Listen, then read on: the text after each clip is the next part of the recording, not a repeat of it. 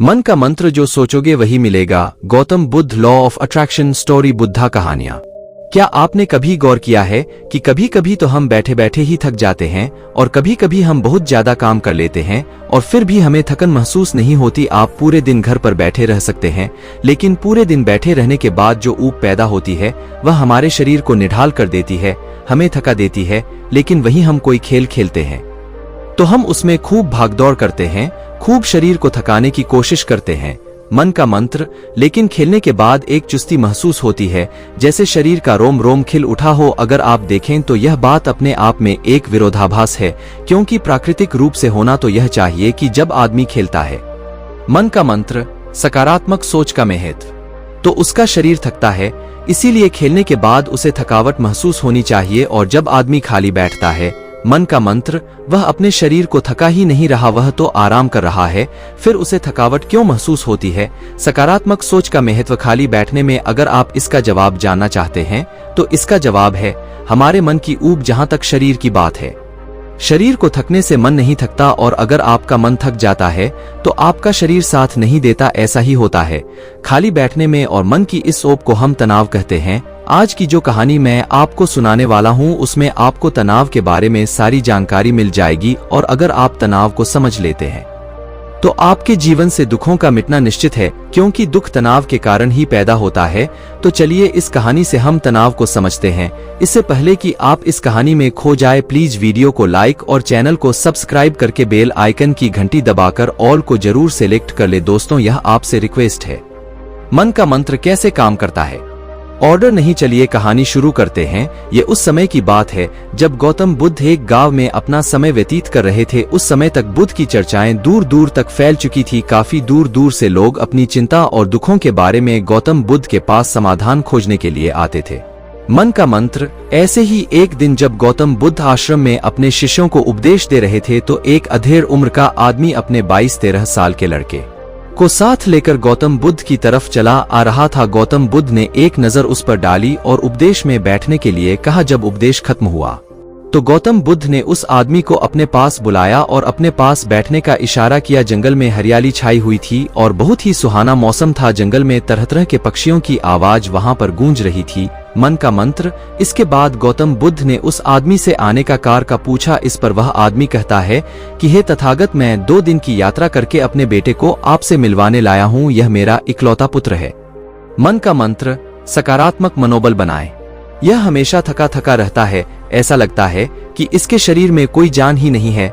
अगर हम इससे कुछ कहते हैं तो यह छोटी छोटी बातों पर गुस्सा करता है, और इसकी देखने की क्षमता भी उम्र से पहले ही कमजोर हो गई है और इसके बाल भी पकने लगे हैं। मुझे तो कुछ समझ नहीं आता कि यह सब क्या हो रहा है। भला इतनी कम उम्र में इतनी ज्यादा उम्र का लगता है। हे बुद्ध, मैं अपने बेटे को लेकर बहुत चिंतित हूँ। जब मैं अपने बेटे को डॉक्टर के पास लेकर गया तो उन्होंने कुछ औषधियां देकर कहा कि अपने बेटे को तनाव कम लेने दिया करो। वह अपने दिमाग में बहुत तनाव लेता है और इसी वजह से उसकी ऐसी हालत हो रखी है।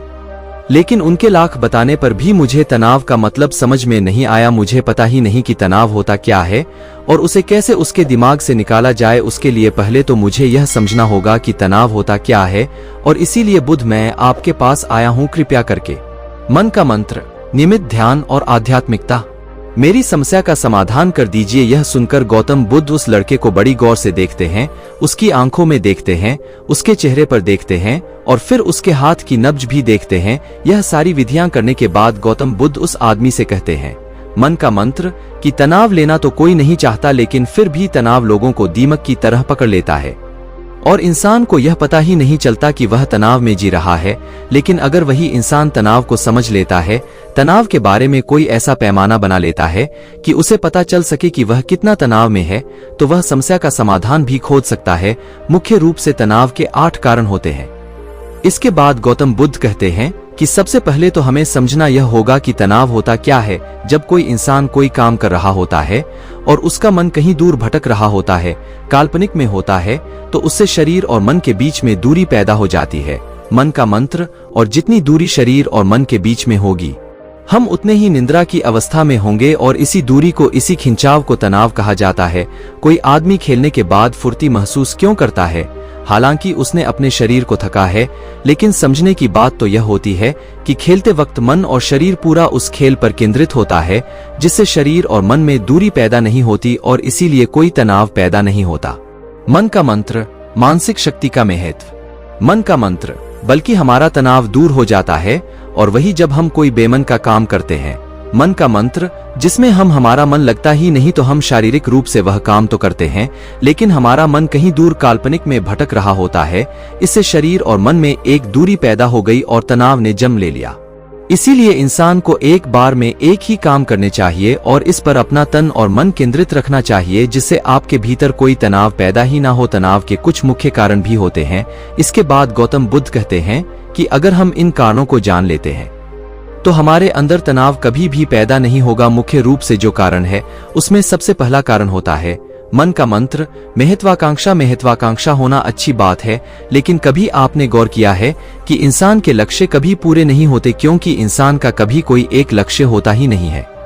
जब इंसान एक लक्ष्य को प्राप्त कर लेता है तो दूसरा लक्ष्य स्थापित हो जाता है, और इसी तरह वह अपने लक्ष्य को पाने के लिए गोल गोल घूमता रहता है। इसीलिए जो इंसान ज्यादा महत्वाकांक्षा होता है, जिसे बड़े बड़े लक्ष्य प्राप्त करने होते हैं, वह वर्तमान में कभी नहीं जी पाते। उसका मन हमेशा भविष्य की योजनाएं बनाता रहता है, और बस उसका शरीर वर्तमान में होगा, उसका मन भविष्य में होगा, और इन दोनों की दूरी की वजह से उस आदमी में तनाव पैदा हो जाएगा। इस पर वो आदमी कहता है कि हे बुद्ध, तो क्या आदमी को अपना लक्ष्य नहीं बनाना चाहिए, क्योंकि लक्ष्य बनाना भी तो एक महत्वाकांक्षा होती है। इस पर गौतम बुद्ध कहते हैं कि जीवन में कोई लक्ष्य बनाना गलत बात नहीं है, समस्या पैदा तब होती है। मन का मंत्र, नियमित ध्यान और आध्यात्मिकता। जब हम सारा ध्यान उस लक्ष्य पर ही लगा देते हैं, आदमी को वर्तमान में जीना आना चाहिए। आप लक्ष्य बनाए, उनके प्रति निरंतर मेहनत भी करें, लेकिन इसके साथ साथ आपके दिमाग में यह ख्याल भी होना चाहिए कि आप अभी वर्तमान में जी रहे हैं।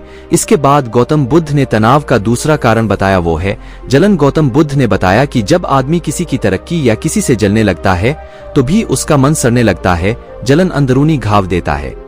अंदरूनी घाव का मतलब है मन का घाव। शरीर का घाव तो भर भी जाता है, लेकिन मन का घाव कभी नहीं भरता। इसलिए इंसान को दूसरे की तरक्की से कभी जलना नहीं चाहिए। तनाव का तीसरा कारण होता है किसी दूसरे से अपेक्षा। गौतम बुद्ध ने बताया कि एक बाप होने के नाते वह अपने बेटे से बहुत सारी अपेक्षाएं रखता है कि मेरा बेटा एक कामयाब इंसान बने, वह जिस तरह मैं चाहता हूं उसी तरह का जीवन जिए। और जब आदमी किसी से अपेक्षा करने लगता है तो कहीं ना कहीं वह अनजाने में खुद के लिए तनाव पैदा कर रहा होता है।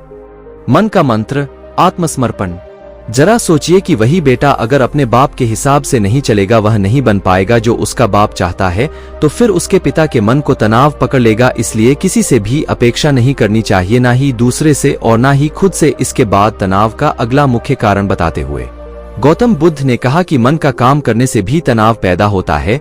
जिस काम में हमारा मन नहीं लगता, जिसमें हमारी रुचि नहीं होती, तो उस काम में हम अपना मन नहीं लगा पाएंगे। हमारा मन कल्पनाओं की उड़ान भरेगा और हमारा शरीर वहीं बैठा रहेगा। इसीलिए दोनों में दूरी पैदा होने की वजह से यह भी तनाव का कारण बन जाता है। इसीलिए आदमी को सिर्फ रुचि के हिसाब से ही काम करने चाहिए। इसके बाद गौतम ने कहा कि शारीरिक दुख भी तनाव का कारण होता है। जब आदमी को कोई शारीरिक कष्ट होता है तो आदमी का मन इस बीमारी के बारे में सोचता रहता है, जिससे उसके मन में दुख के विचार बनते हैं और वहीं पर तनाव पैदा हो जाता है।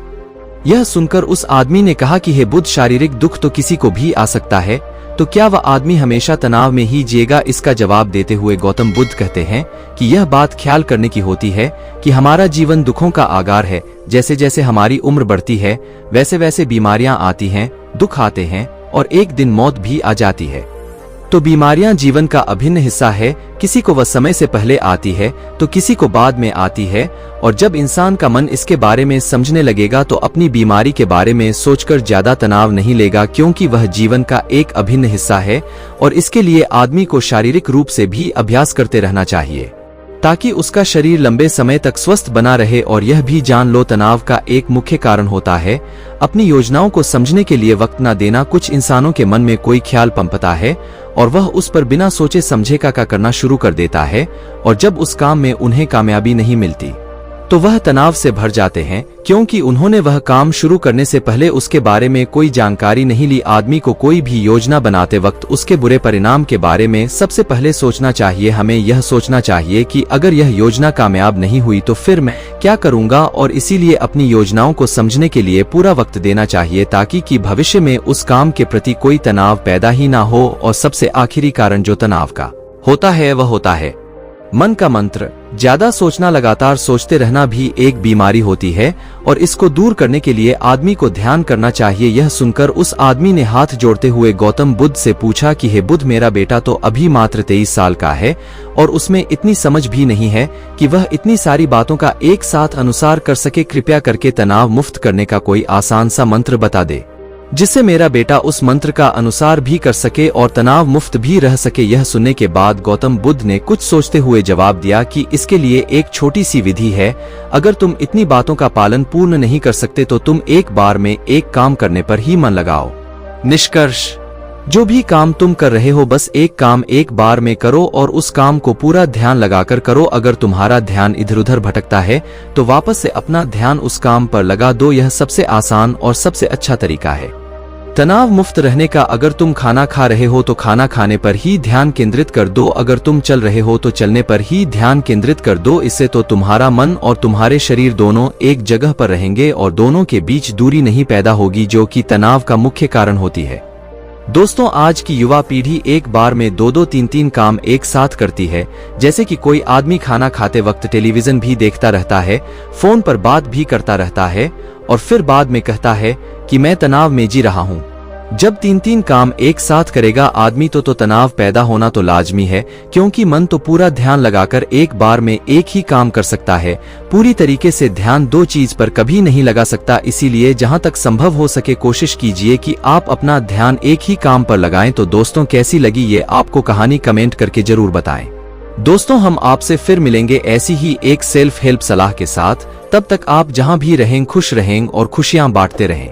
और आपके चैनल सुपर इंस्पायर्ड को सब्सक्राइब करना ना भूलें। हमें अपना बहुमूल्य समय देने के लिए हार्दिक धन्यवाद।